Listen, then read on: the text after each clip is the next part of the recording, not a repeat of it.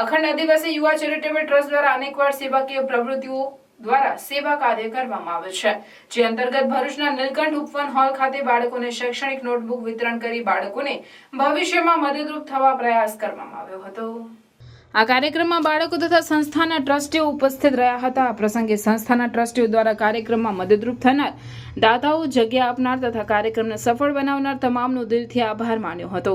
સહકાર આપનાર તમામના પ્રયાસોથી ગરીબ બાળકોને વિનામૂલ્યે શૈક્ષણિક એક એવા ચોપડાનું વિતરણ કરવામાં આવ્યું હતું, જેથી બાળકો પોતાનું ભવિષ્ય ઉજ્જવળ બનાવી શકે તેવા હેતુસર અખંડ આદિવાસીના ટ્રસ્ટીઓ દ્વારા કાર્યક્રમનું આયોજન કરવામાં આવ્યું હતું।